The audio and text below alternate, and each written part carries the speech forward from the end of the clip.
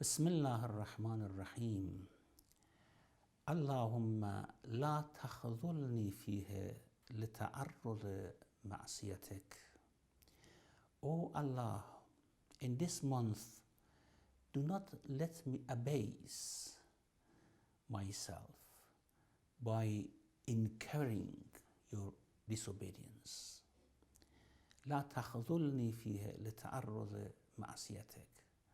Do not leave me helpless by committing your disobedience.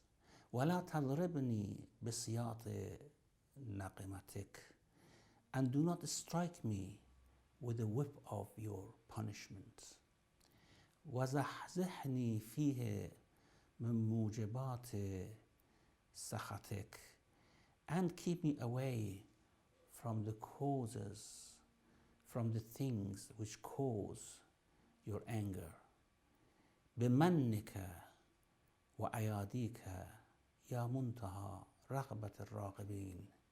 I ask this by your graciousness and by your power, O the one who is the ultimate wish of those who desire anything. Now, several things we are asking on this day that Allah would give us in this month. Firstly, disobedience of God would leave us helpless in this world, would abase us, would give us meanness, someone who has created us, someone who only commands us to what is good for us, someone who has the right that we offer him thanks and love rather than disobedience and turning away. Now, if we do that, then we are helpless. Then we have abased ourselves. So, especially in this month of Ramadan, which is the month in which the people of God would attain highly closed stations with God, we should not abase ourselves with exposing ourselves to the disobedience of God. And we ask Him to help us in that. وَلَا تَضْرِبْنِي بِسِيَاطِ نَقِمَتِكَ. And do not strike me with the whip of your punishment and wrath. Why Allah would strike someone with the whip of punishment?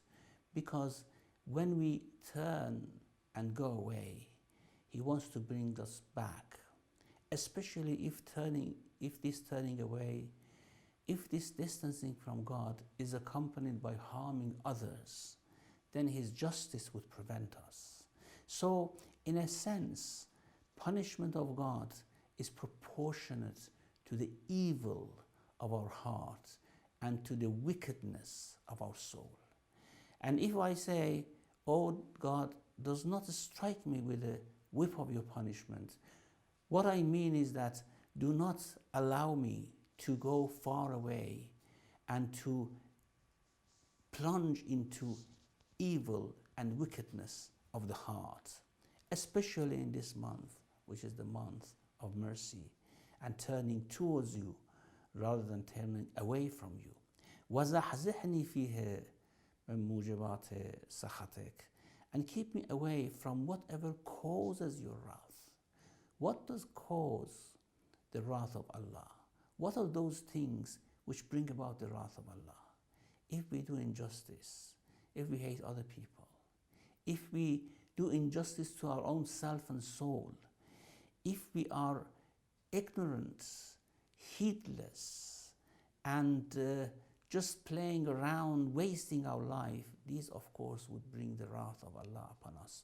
So these are the mujabat, the causes which bring about the wrath of God. So let me be away in this month. You help me. You make me distance to distance from the causes of your wrath.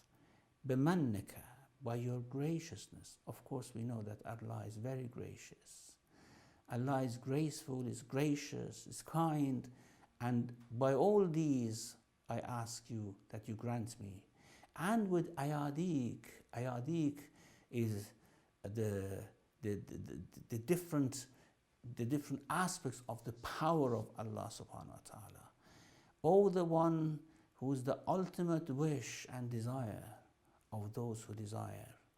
Anyone desiring anything in this world, anyone who's after anything in this world is after something which is more, is after a sort of perfection, is after something which gives them pleasure. But the ultimate of everything would go back to Allah subhanahu wa ta'ala. If we want wealth, the ultimate ghina and wealth belongs to Allah. If we want power, the ultimate of power belongs to Allah. If we want dignity, the ultimate dignity belongs to Allah. So actually everyone who's seeking something, not knowingly, is seeking the perfection which comes from Allah subhanahu wa ta'ala. Ya muntaha ragbat al-raghibin wa sallallahu ala Muhammadin wa alihi al-tahirin.